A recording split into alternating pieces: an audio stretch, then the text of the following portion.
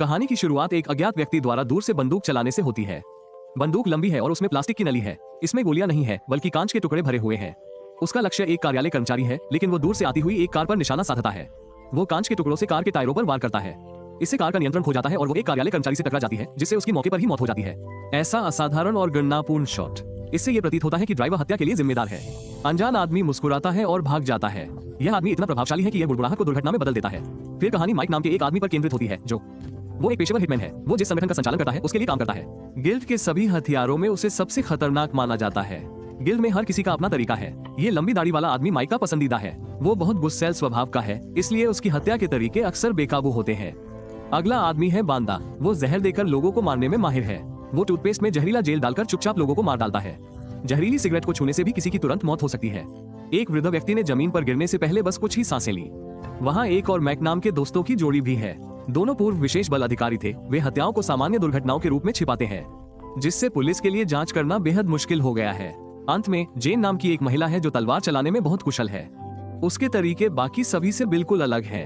एक मोटा आदमी भी है जिसने एक बार गैस का उपयोग करके पूरी टीम को मार डाला था। 1 घंटे बाद मिल्टन नाम का एक आदमी आता है। वो तटीय ऑपरेशन में एक महत्वपूर्ण कड़ी है। वो ग्राहकों से अनुरोध प्राप्त करने और हथियार सौंपने में माहिर है। वो ग्राहकों की बात ध्यान से सुनते हैं और काम के वित्तीय पक्ष का भी प्रबंधन करते हैं। एक दिन माइक ने एक शराबी आदमी को मारने का मिशन स्वीकार कर लिया। कार्यालय कर्मचारी शराब की पूरी बोतल पीकर आधी रात को घर लौटता है। उसे यह एहसास नहीं होता कि उसके आसपास क्या हो रहा है। ऐसा प्रतीत होता है कि वो अपने ही घर में प्रवेश कर गया है।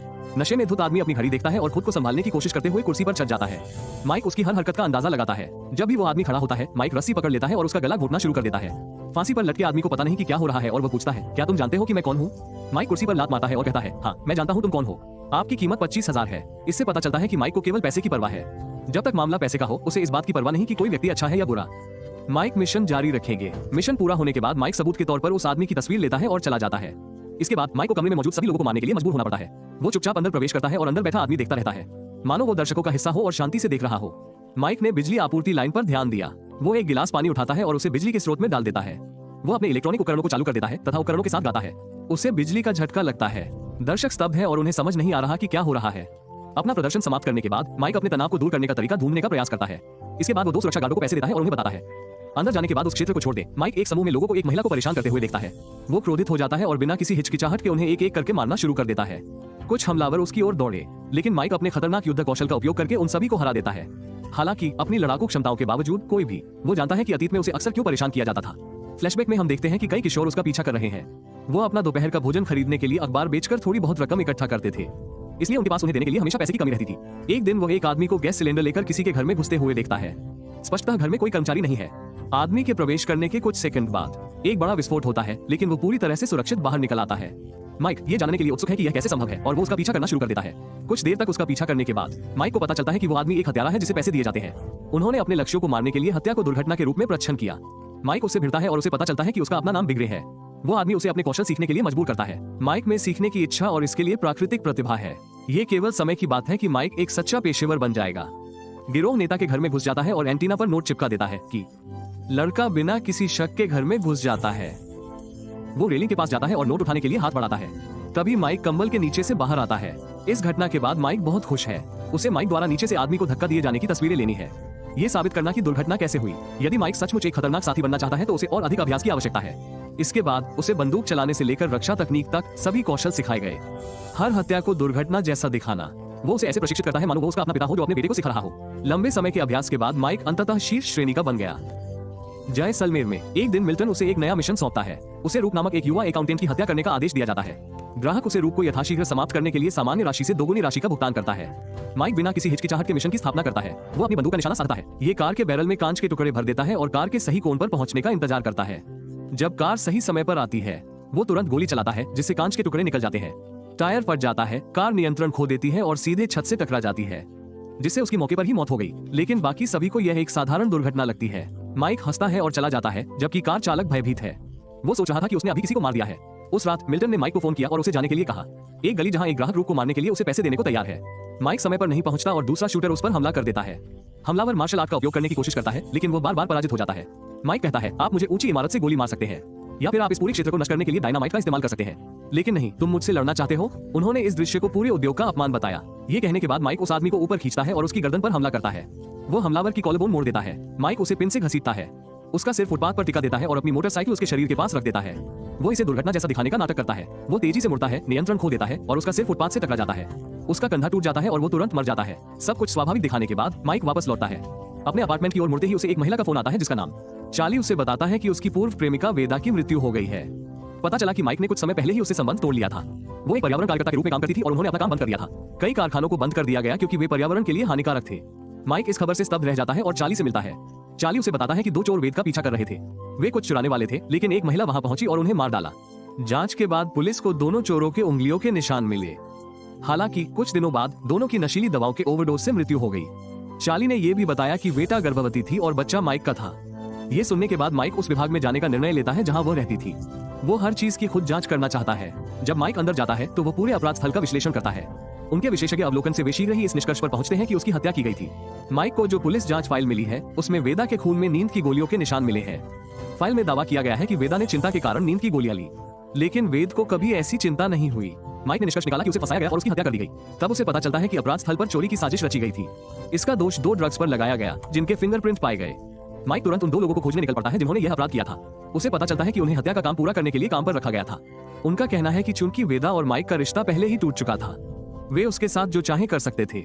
उनकी सबसे बड़ी गलती यह थी कि उन्होंने मान लिया कि माइक और वेदा को गर्भावस्था के बारे में कभी पता ही नहीं चला।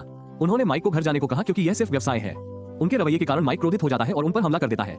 हालांकि इन दोनों औपचारिक विशेष बलों से अकेले लड़ना लगभग असंभव है, लेकिन माइक अपने हत्यारे कौशल का भी उपयोग करता है जो उसने प्रशिक्षण सत्रों के दौरान हासिल किया था। इस वजह से माइक के हमले बढ़ गए। बेहद खतरनाक, वो उन दोनों को जोर से मारता है और उनके पेट और चेहरे पर बार बार घूंसे मारता है। फिर वो उनके चेहरे पर 360 डिग्री हवा में किक मारता है और उन दोनों को खत्म कर देता है। इसके बाद माइक चार्ली के पास जाता है और उसे बताता है कि किसी की हत्या हो गई है। चार्ली का कहना है कि वेदा के पास एक हार्ड ड्राइव थी जिसमें महत्वपूर्ण जानकारी थी। जानकारी और उस डेटा का बैकअप उसके माता पिता के घर पर संग्रहित है। तभी गिल्ड का दाढ़ी वाला आदमी प्रकट होता है और जैसे ही वो कमरे में प्रवेश करता है वो तुरंत चार्ली को मारने की कोशिश करता है। ऐसा लगता है जैसे किसी ने उसे चार्ली को मारने के लिए भेजा था। दाढ़ी वाले व्यक्ति का व्यक्तित्व बहुत गर्म स्वभाव का है। जब वो क्रोध की स्थिति में आता है तो वो सब कुछ नष्ट करना शुरू कर देता है बिना सोचे समझे। जब उसका ध्यान भटक जाता है, चार्ली उसके कंधे पर चाकू फेंकता है, लेकिन इसका कोई खास असर नहीं होता। माइक उसका प्रतिकार करता है और दाढ़ी वाला आदमी माइक पर चाकू से वार करने वाला होता है, लेकिन वो फिसलकर कुल्हाड़ी पर गिर जाता है जिससे वो गंभीर रूप से घायल हो जाता है। मरने से पहले दाढ़ी वाला आदमी स्वीकार करता है कि उसे मिल्टन ने चार्ली को मारने के लिए भेजा था। ये सुनने के बाद माइक चार्ली से कहता है कि उसे घर जाना चाहिए, दस्तावेज एकत्र करें और बाद में उसे फोन करें। इस बीच माइक मिल्टन के घर जाता है और उसे ये बताने के लिए मजबूर करता है कि चार्ली और वेदा को कौन मारना चाहता है। मिल्टन का कहना है कि कंपनी हर चीज के पीछे है। ये जानकारी मिलने के बाद माइक चार्ली से दोबारा मिलता है क्योंकि वो वेद के सभी दस्तावेज लेकर आए हैं। चार्ली बताते हैं कि समुद्री ड्रिलिंग की अनुमति पर्यावरणीय प्रतिबंधों के कारण परियोजना को मंजूरी नहीं दी जा रही थी। हालांकि कंपनी के निदेशक ने ड्रिलिंग को मंजूरी देने के लिए सरकारी अधिकारियों को रिश्वत दी। ये जानकारी रूप नामक एक सहयोगी कंपनी के अकाउंटेंट को दी गई। हाँ, वही रूप जो मारा जा सकता है। उन्होंने रूप के एक मित्र कैंट को भी पकड़ लिया।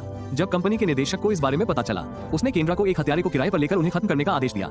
केन ने एक हत्यारे को किराए पर लेने के लिए मिल्टन से संपर्क किया। उन्होंने मिल्टन के साथ पूरी बातचीत रिकॉर्ड भी की और बाद में माइक को रिकॉर्डिंग दे दी।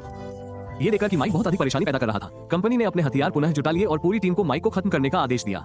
हमलावरों में से एक ने माइक पर ग्रेनेड फेंका, लेकिन माइक तुरंत प्रतिक्रिया करता है और रोनाल्डो की तरह वापस किक मारता है। ग्रेनेड फट जाता है और दोनों व्यक्ति नियंत्रण खो देते हैं। माइक हमलावर की जान लेने का अवसर तलाशता है, लेकिन हमलावर गलती से माइक को गोली मार देता है, जबकि माइक उस आदमी के शरीर को ढाल के रूप में इस्तेमाल करता है। इसके बाद माइक उस पर अग्निशामक यंत्र छिड़कता है और उसे मार डालता है। एक अन्य हत्यारा माइक पर चुपके से हमला करता है और उसकी पीठ पर कूद जाता है।